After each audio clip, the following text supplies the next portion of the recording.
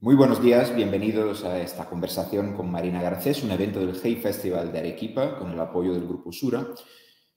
Un placer, Marina, poder charlar contigo y muchas gracias por estar aquí con nosotros. Marina es filósofa, nació y estudió en Barcelona y actualmente es profesora titular en la Universidad de Zaragoza. Se ha ocupado de docencia y es autora de varios trabajos que bucean en el cuestionamiento radical, de alguna manera, de nuestras formas de vivir y pensar, ¿no? En un campo que podríamos llamar de filosofía de guerrilla. Y en su más reciente libro, Escuela de Aprendices, nos plantea una reflexión profunda sobre la educación, más allá de las dicotomías, es decir, que tiene más que ver con la vida, con la convivencia quizá, con estar en el mundo. Marina, muchas gracias. Hola, muy buenos días. Muy buenos Gracias días. a ti por esta presentación. Gracias. Pues voy a empezar con una pregunta general sobre los aprendices y el libro. Tú propones salir, digamos, de una dicotomía clásica, ¿no? Que se da cuando se habla de educación entre modelos pedagógicos por un lado, y por otro lado, métodos o metodologías. Planteas de alguna manera resignificar el esquema y utilizar una palabra, ¿no? Aprendiz, que nos puede ayudar a pensar de forma diferente, ¿no? De alguna manera, una nueva dimensión, digamos, educativa. Voy a empezar a preguntarte por qué aprendiz y quién es un aprendiz. Muchísimas gracias, Francesco, por tu lectura del libro y por empezar esta conversación. Gracias. Y empezarla por su figura clave, que ya está presente y centrada en el título, el aprendiz, los aprendices, como figura con la que convoco a todo el mundo. Aprendices no son para mí solamente aquellos que están en situación de estar estudiando algo, de estar aprendiendo un oficio o de ir a la escuela, sino que podemos pensar en que somos aprendices como parte de una sociedad y como miembros de una vida en colectivo que nunca se termina de resumir, ni de concentrar, ni de acabar en ningún conocimiento único. No solo somos lo que sabemos, sino que somos lo que aprendemos con otros, ¿no? Entonces, si nos pensamos desde ahí, la pregunta por la educación pasa a ser una pregunta que no solo es pedagógica o no solo, aún menos es solo metodológica, sino que es una pregunta ética, política y social.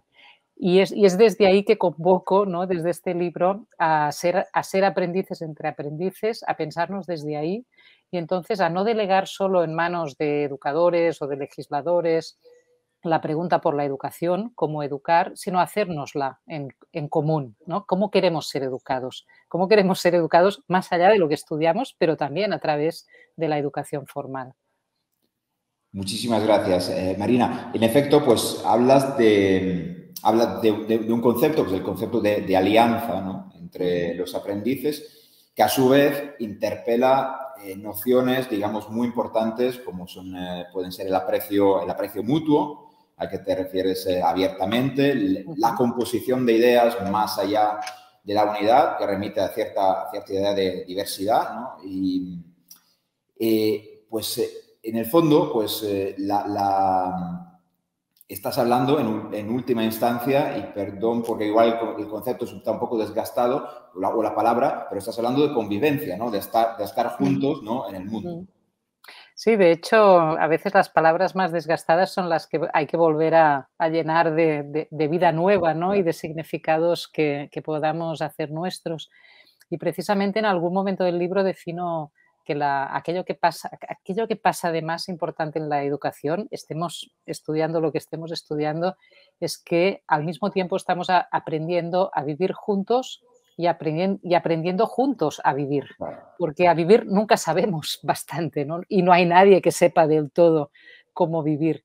Por lo tanto, cualquier aprendizaje está atravesado también por esa pregunta por la convivencia, y no de una forma abstracta o filosófica en el sentido más retórico, sino realmente cuando estamos aprendiendo determinados conocimientos a según qué edades, contextos, estamos también distribuyendo de forma normalmente desigual aquello que podemos ser, con quiénes nos podemos tratar, quiénes nos respetarán y quiénes no, quiénes nos mirarán como un igual y quiénes no, de qué maneras podremos acceder a esa convivencia, ya digo, no de forma abstracta ni meramente individual, sino de forma colectiva y, por desgracia, normalmente reproduciendo las estructuras de la sociedad en la que vivimos. Entonces, ¿cómo las podemos cambiar? Es decir, ¿cómo podemos hacer de este aprendizaje realmente un aprendizaje también de transformación y de convivencia que lo sea de forma digna para todos los que somos aprendices, que somos todos a la vez?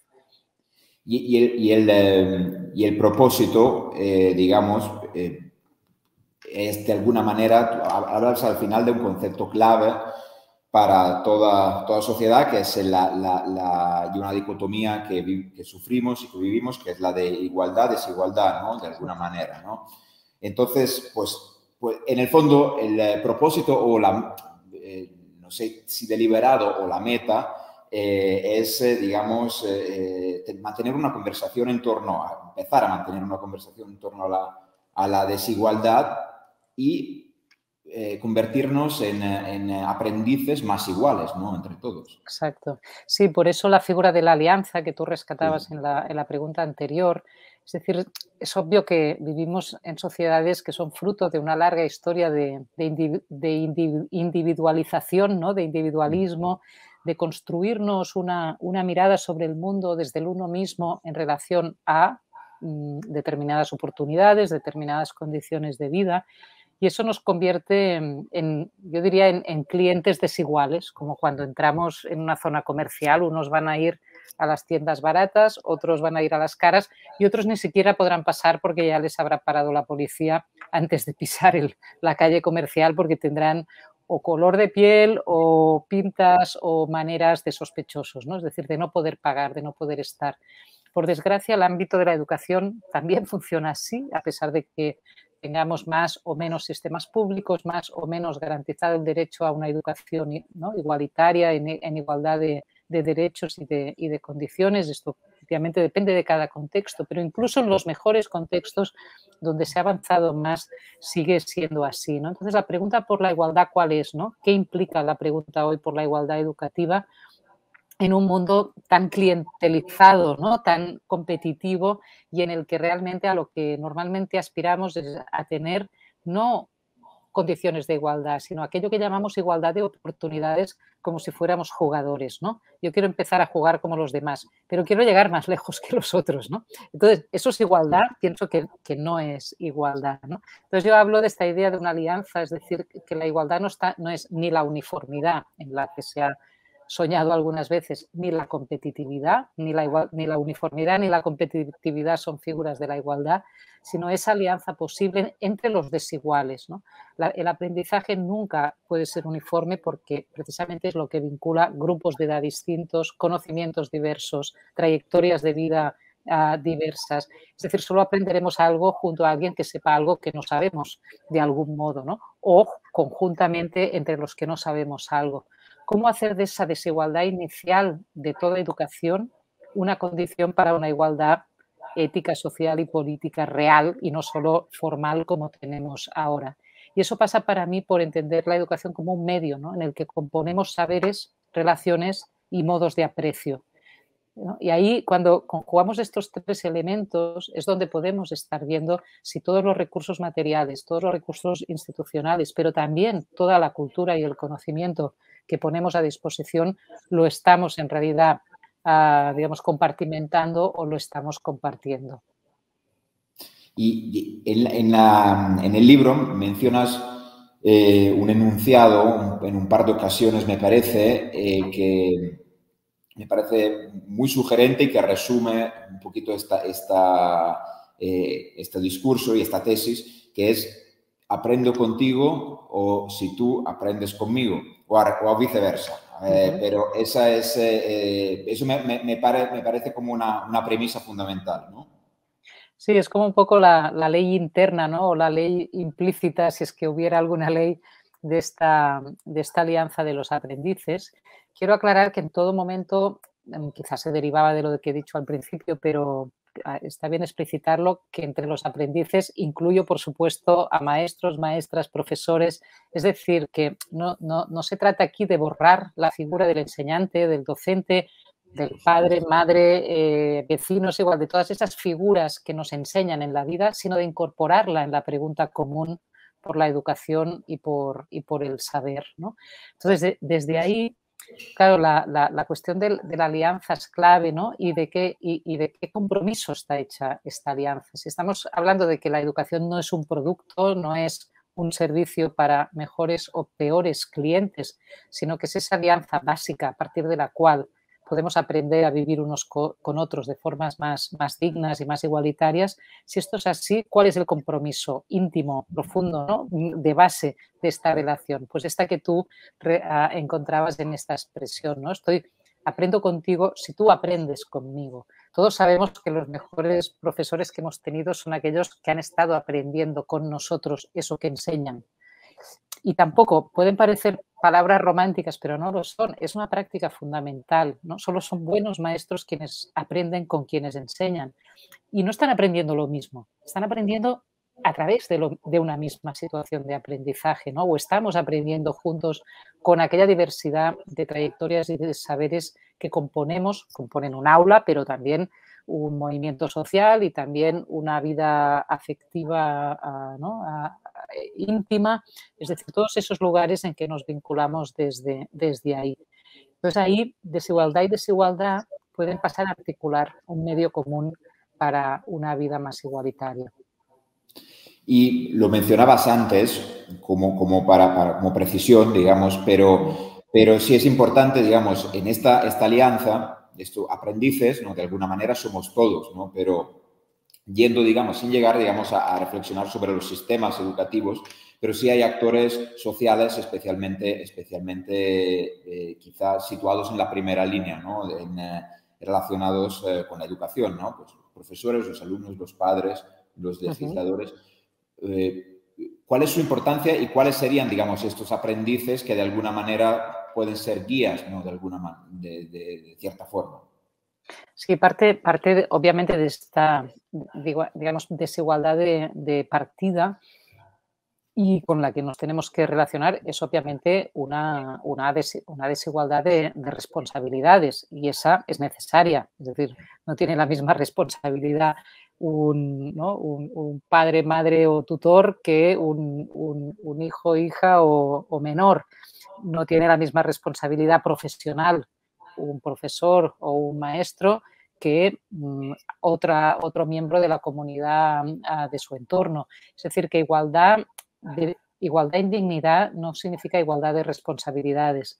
Entonces, cuando pasamos de la pregunta ¿cómo educar?, que siempre es una pregunta que para mí es tramposa porque es en tercera persona, ¿no? Se dirige hacia el otro como un objeto o producto de la acción educativa. La giramos a la pregunta ¿cómo queremos ser educados?, no significa que todos tengamos la misma responsabilidad, ni institucional ni profesional, respecto a eso que llamamos educación. Eso no quiere decir que no nos concierna. Y aquí es donde muchas veces en esta sociedad de clientes en la que vivimos nos confundimos, porque convertimos la disparidad de responsabilidades y de capacidades en un mecanismo de delegación. Que la escuela resuelva los problemas de mis hijos, ¿no? Que la escuela resuelva los problemas de esta sociedad, que los maestros se ocupen de todo y más. Y entonces nos desentendemos, ¿no? Y podemos vivir en esa comodidad de desentendernos de la educación como problema común y, lo que es más peligroso aún, acabar culpando al sistema educativo de los males de nuestro tiempo, cuando lo que es el sistema educativo es una expresión de los males de nuestro tiempo y muchas veces, además, casi un elemento de contención y de atenuación de muchos de estos males, ¿no? Esto lo hemos visto durante la pandemia, se ha visto en momentos de crisis económicas fuertes. Los entornos educativos han hecho de colchón de muchos de los problemas que generan los poderes económicos, las situaciones pandémicas, la desigualdad social, por ejemplo, ¿no? Territorial, ¿no? La segregación por razones inmobiliarias. Todo esto la escuela atenúa, pero ni es la culpable ni es la salvación de esos problemas. Entonces, ese cuidado en no confundir ¿no? La disparidad de responsabilidades con la delegación y desentendimiento hacia la tarea educativa pienso que es muy importante, porque si no acabamos disparando contra el maestro, ¿no? Que es algo que a veces sucede literalmente y muchas veces también simbólicamente, ¿no? Es que acaba siendo el Claro. culpable a quien, ¿no? A quien se dirigen los reproches de todo aquello que no hacemos bien en nuestra sociedad. Muchas gracias, Marina. Y hay otra, digamos, noción o barrera, digamos, que tiene una matriz cultural importante, digamos, en nuestras sociedades, que es la de la jerarquía, ¿no? Y que tiene que ver un paradigma que, bueno, pues que ha marcado los distintos modelos pedagógicos, sistemas, etcétera, ¿no? Entonces, digamos, de alguna manera hay que ir más allá, tratar de superar este concepto para aprender a ser aprendices, ¿no? Entre todos, ¿no? Digamos, a acoger más que escoger, ¿no? Entonces, quizá, ¿no? Entonces, pues te quería pedir una reflexión sobre ese concepto, sobre la idea de jerarquía y cómo es posible, según tú, pues superarla, vamos, o enfrentarnos a ella. Sí, gracias, Francesco, porque es un paso importante, ¿no? Hasta ahora hemos estado hablando de esa disparidad, desigualdad, diversidad de los aprendices entre sí, pueden ser mayores, jóvenes, profesores, alumnos o miembros diversos de la comunidad. Por lo tanto, hemos estado utilizando un concepto no jerárquico de desigualdad. Tú y yo no somos iguales en muchas cosas y no quiere decir que estemos uno por encima del otro, ¿no? Pero es obvio también que en los sistemas institucionales y en la sociedad en general lo que hacemos es convertir o traducir directamente la desigualdad como disparidad en jerarquía, ¿no? Pues, en el patriarcado, el hombre está por encima de la mujer, determinados adultos por encima de los menores, etcétera, las clases sociales, bueno, todas las que conocemos y que podemos traducir de tantas maneras. Incluso en el sistema educativo, digamos, está construido formalmente sobre una jerarquía, ¿no? Digamos, la del docente, maestro, profesor respecto a sus estudiantes.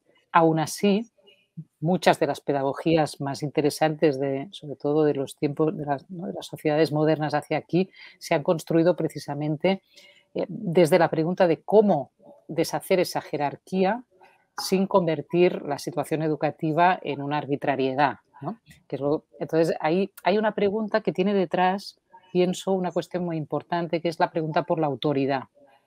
Es otra palabra que tiene que ver Claro. con la pregunta por la jerarquía, pero no unívocamente. Es decir, no sé, se reivindica a menudo o se lamenta también a menudo la pérdida de autoridad de los maestros, en el caso del sistema escolar o de los profesores, también de los padres y madres, ¿no? Ahí también está a veces en las conversaciones cotidianas, ¿no? Se dice eso: es que ya no tengo ninguna autoridad, los padres ya no podemos decir nada, aquí no hay, ¿no?, nadie que respete la autoridad.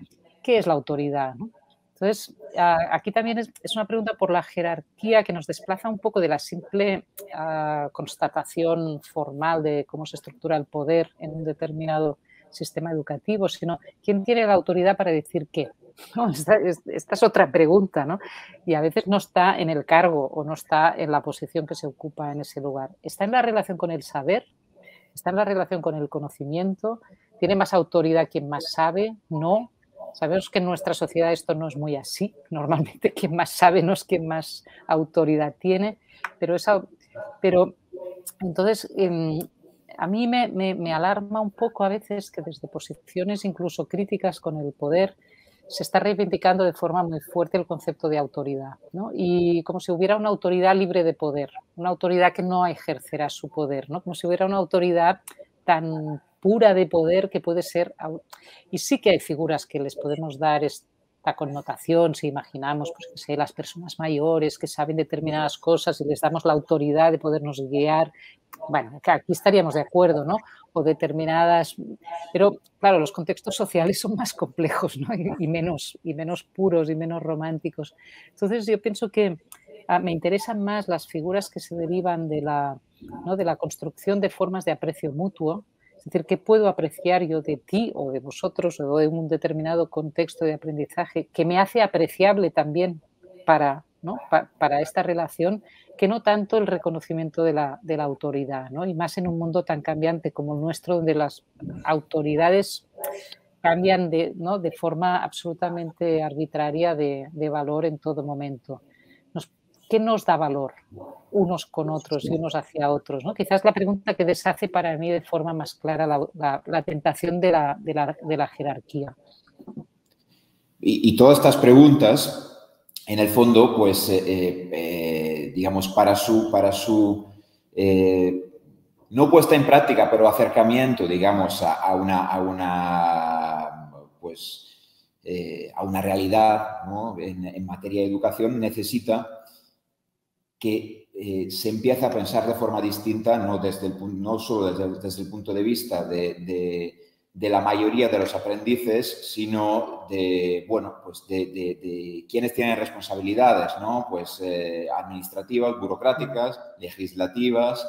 Es decir, todo esto pues requiere de alguna manera un cambio, todo cambio de paradigma es un cambio cultural, pero también puede llevar a una reflexión sobre un cambio institucional casi, ¿no? De cómo se entiende la educación. No sé qué te parece.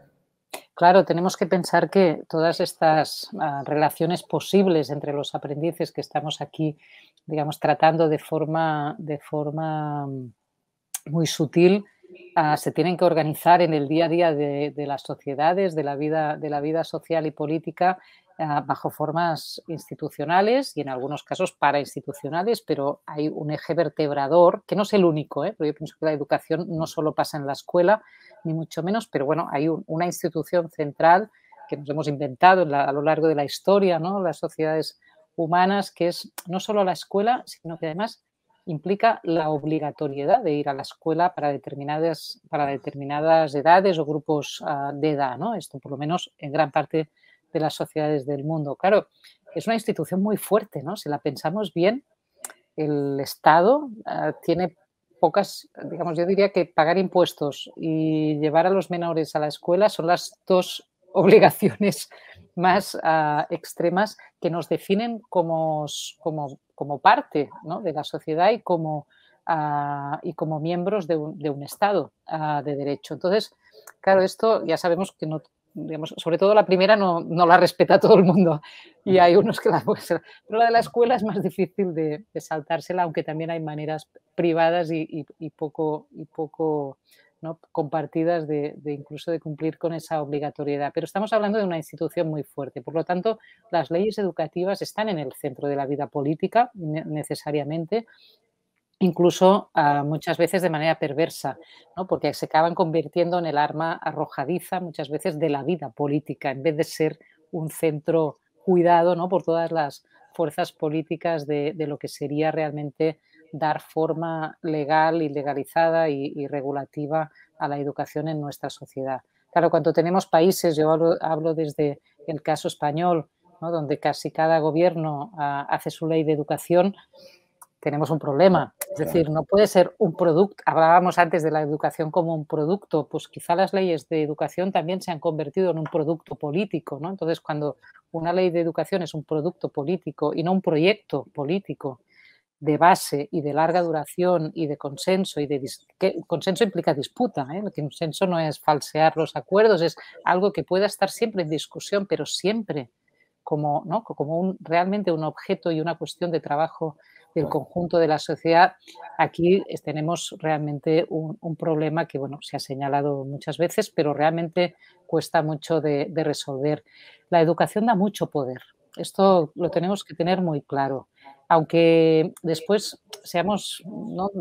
somos de países donde se menosprecia al maestro, donde las escuelas están infrafinanciadas, donde parece que el mundo de la educación es de gente poco sofisticada, ¿no? Porque la gente más top se dedica a otras cosas, pero en realidad yo pienso que tanto el sistema político como el sistema económico es muy consciente de que la educación da mucho poder, en realidad da tanto poder que es una acción que se ejerce sobre la vida de los otros y que la dirige y que la forma y que la orienta y que la discrimina y que la separa. Imagínate si hay poder en la educación, tanto en su base legislativa como en su ejercicio institucional. Por eso pienso, y eso lo digo en el libro, que no solo el poder político, sino este capitalismo global que parece tan deslocalizado y tan, no sé, tan poco cercano al día a día de lo que puede ser el terreno de la educación, se ha tomado en serio que la educación es un gran campo de batalla y un gran campo de negocio, ¿no? Y lo vemos no solo a través de la privatización de la educación, que ya tiene sus otras historias, también a través de la Iglesia, también a través de lo que han sido los poderes de las distintas épocas y momentos, sino también en la manera como sutilmente, por ejemplo, a través de las nuevas tecnologías, ¿no? Las corporaciones privadas ya están tomando parte de la dirección en el sentido, ¿no? más casi literal de la vida, incluso en el sistema educativo público, ¿no? Que todos aprendamos a través de Google y no a través de otros instrumentales tecnológicos, es ya, digamos, explícitamente una toma de poder incontestable, ¿no? Que todas estas cosas están pasando hoy, ¿no? Entonces, yo pienso que a veces nos quedamos con la anécdota, ¿no? Tecnologías sí, tecnologías no, clases virtuales sí, clases virtuales no, esto es, no, no, qué está pasando que esta sea la única pregunta, ¿no? ¿Qué está pasando que esta sea la cuestión? Si ponemos una cosa con otra, leyes educativas y, ¿no? y poderes económicos también articulándose en torno a eso, pienso que podemos obtener un mapa bastante interesante de por qué la educación está hoy en el centro de las grandes disputas contemporáneas en el mundo, aunque no lo parezca a veces. Muchas gracias, Marina. Si te parece bien, paso a hacerte unas preguntas que nos mandaron los lectores, la audiencia del Hey Festival. Por ejemplo, Mariana Salcedo, desde Colombia, digamos, baja, de alguna manera, trata de llegar a la práctica, ¿no? a la práctica educativa en las aulas y pregunta si podría poner algún ejemplo, digamos, de dinámica o prácticas educativas que se puedan aplicar, entiendo que para alentar, digamos, esta alianza de los aprendices. Vale, muchas gracias, Mariana.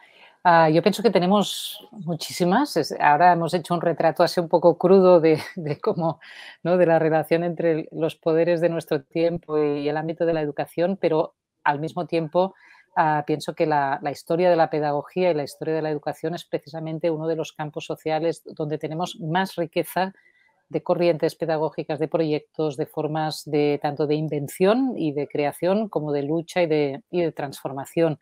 Seguro en América Latina es un campo de cultivo inmenso de proyectos de este tipo, de educación popular, de educación transformadora, etcétera. Yo puedo hablar desde mi contexto, yo vivo en Barcelona, también es una ciudad, y Cataluña especialmente, muy vinculada a la tradición de las pedagogías críticas, de las pedagogías transformadoras.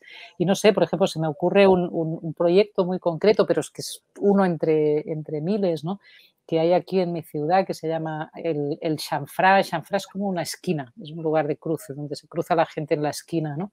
Que, por ejemplo, es una escuela, bueno, no es ni escuela, porque no se la puede llamar, es un centro entre social, ¿no? De actividad social y cultural en torno a las artes y la música, que podría ser una escuela de música, pero no es solo una escuela de música, que podría ser un proyecto de inserción social, pero no es solo un proyecto de inserción social, sino que es todo a la vez, ¿no? Es precisamente un lugar de cruce, Xanfrà con X, si lo queréis buscar en catalán, y precisamente practica eso, ¿no? Un lugar que no se deja, que practica la alianza de los aprendices de una forma real y concreta, porque no están categorizados, no están los niños que estudian música, los migrantes que no tienen acceso a extraescolares, los pobres del barrio que necesitan atención y relaciones sociales. No están separados, no están discriminados, sino que todos aprenden y trabajan y comparten juntos en proyectos comunes, desde obras de teatro hasta la música del barrio, hasta la ayuda mutua entre vecinos en ese mismo barrio, es un barrio del centro de Barcelona. Pero bueno, es un ejemplo entre tantos de cómo podemos, digamos, combinar los códigos de encuentro, ¿no? Y componer esos medios educativos que no son para unos o para otros, o para música o para teatro, o para aprender el idioma, ¿no?, para los migrantes. No, todo puede estar pasando si encontramos un lugar común desde el que vincularnos, ¿no? Yo pienso que esto es la clave para construir buenos entornos educativos. Muchas gracias, Marina. Jaime Ortiz, desde España, pregunta si el aprendiz de alguna manera debe empoderarse, y adoptar un rol más libre y proactivo, debería entonces participar también junto a los docentes e incluso a los legisladores en el diseño de su propio currículo educativo. Sí, esto lo podemos, Jaime, muchas gracias, responder de muchas maneras. Yo pienso que sí, si lo pensamos desde precisamente esta composición ¿no?, y esta alianza entre los aprendices. Porque muchas veces se utilizan estas expresiones de una forma un tanto tergiversada para mí, que es que finalmente lo que estamos creando de nuevo desde esta sociedad de clientes que somos es esta reivindicación como de currículums a la carta, ¿no? Currículums a la carta para mí, que me interesa tal cosa y por lo tanto ya puedo descartar, ¿no? No me hagáis perder el tiempo con determinados conocimientos porque no me van a servir, porque no los valoro y yo, ¿no?, que soy el sujeto de valor. Esto es muy peligroso desde un punto de vista individualista, pero también está pasando desde un punto de vista colectivo cuando determinados grupos ideológicos, religiosos o sociales se dan el poder de poder declarar y obligar a la escuela a no enseñar determinados contenidos, por ejemplo, a sus hijos, ¿no? Esto ha sido el ejemplo del PIN parental en Murcia, en España, y supongo que hay ejemplos en otros países. Es decir, cuando grupos de familias, por ejemplo, creen que pueden incidir y condicionar el currículum que las escuelas están enseñando a sus hijos en términos que ellos consideran ideológicamente equivocados. Entonces, ¿qué es la participación, ¿no?, en esta construcción común de un currículum? Yo pienso que es precisamente este lugar para el consenso y para la disputa, no para la exigencia ni para la reivindicación clientelar de determinados contenidos. El sistema está poco preparado para ello, es decir, hay poca disponibilidad a la participación. Yo pienso que cada vez hay más experiencias que van en esta dirección, pero necesitamos mucha más, siempre que sea participación de todos y no de unos contra otros o de un individuo con más poder respecto al otro o de un grupo social con más ruido que otros. Y aprovecho antes de plantearte otra pregunta para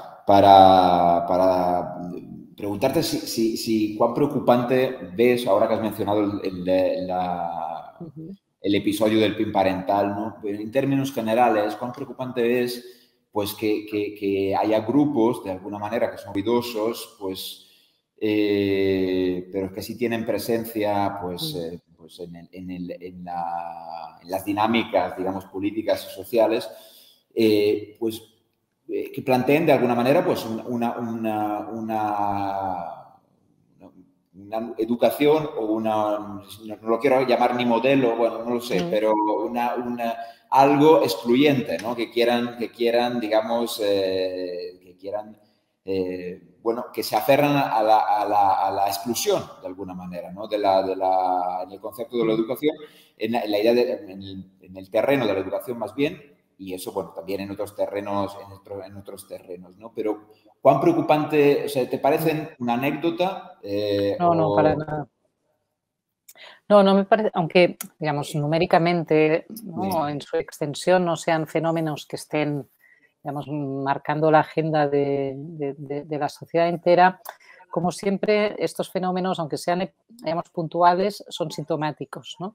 Y son sintomáticos de algo que nos estamos permitiendo que pase o incluso estamos retransmitiendo que pasa, ¿no?, a través de los medios, etcétera, que es, digamos, llevar la guerra cultural, esto que la extrema derecha en muchos lugares del mundo ha orquestado de forma además muy bien organizada, es introducir la guerra cultural también en la escuela, ¿no? Y se hace de una forma que no es una disputa cultural. Ojalá la escuela fuera un lugar en el que, ¿no?, estuviera en discusión abierta quién somos y respecto a qué y respecto a quién. Entonces, todo es discutible en la medida que pueda ser acogido, ¿no? Pero como dices tú muy bien, esto no son mecanismos de acogida de perspectivas, ideologías, maneras de vivir, de entender, yo qué sé, la sexualidad, que normalmente siempre es el punto de discusión, o lo que sea en nuestra sociedad. Es que lo que hacen es excluir, como dices tú. Se hacen fuertes en él, esto no, tú no. Este profesor es peligroso, este tema es tabú, es decir, es una práctica de la exclusión que lo que hace es alimentar el miedo. Y por eso es muy peligroso. O sea, aunque no llegue a formalizarse medidas de este tipo, o muy pocas veces, extienden la posibilidad del miedo, ¿no? Y por lo tanto de la autocensura también.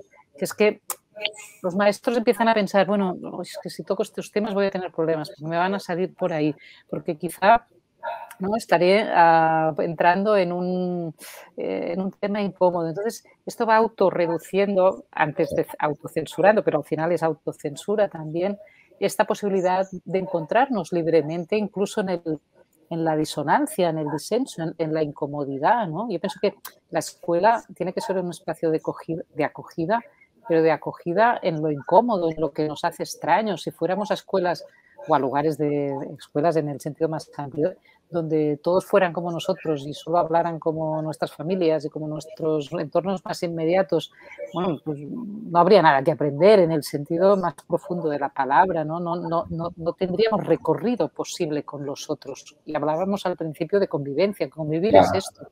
Claro, convivir no es vivir con una burbuja, como hemos hecho este año y medio último. Eso no es convivir, eso es sobrevivir o intentar vivir.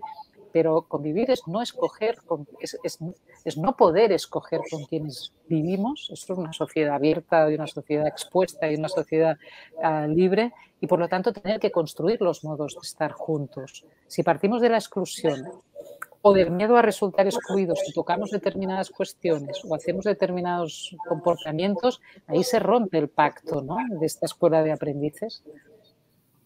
Por supuesto. Te planteo la última pregunta que que formula Esther Cotín de Venezuela.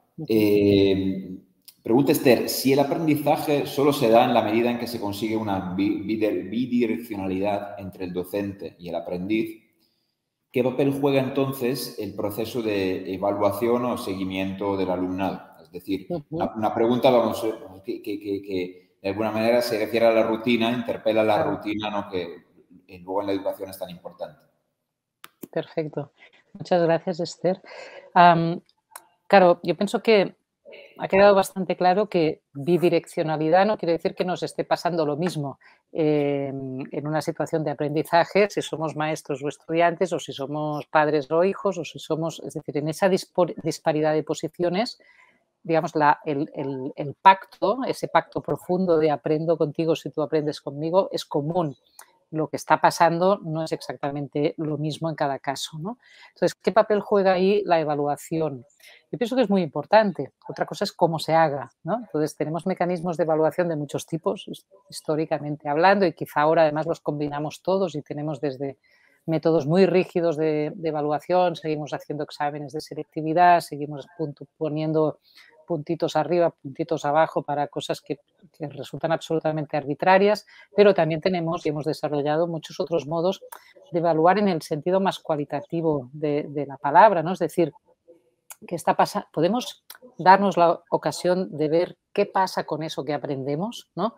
Y el qué pasa no es solo bien o mal, correcto, incorrecto, 0, 10, es qué desplaza eso que aprendemos, ¿no? Y qué abre y qué se puede hacer mejor y hacia dónde conduce, ¿no? Y entonces renunciar a la evaluación también es renunciar a la reflexión acerca de lo que aprendemos, pienso, si la hacemos bien y adecuada para cada caso y para cada contexto y para cada aprendizaje.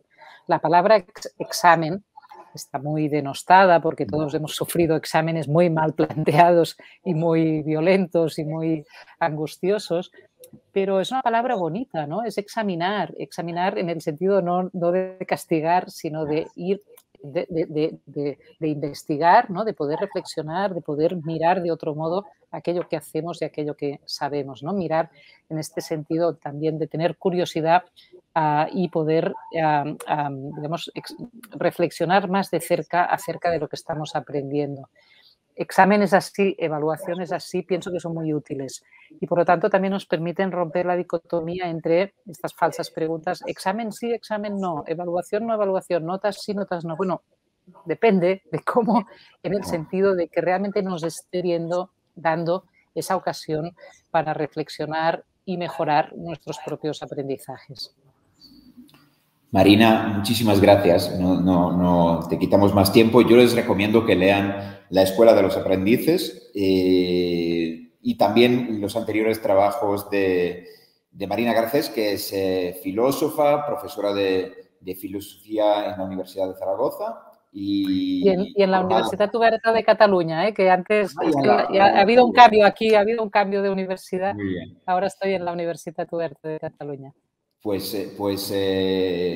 Lo dicho, muchísimas gracias y gracias a ustedes por seguirnos, que tengan buen día. Muchísimas gracias también al Hey Festival de Arequipa, que en colaboración con el Grupo Sura ha organizado esta conversación. Gracias a todos y a todas. Hasta pronto. Adiós. Adiós.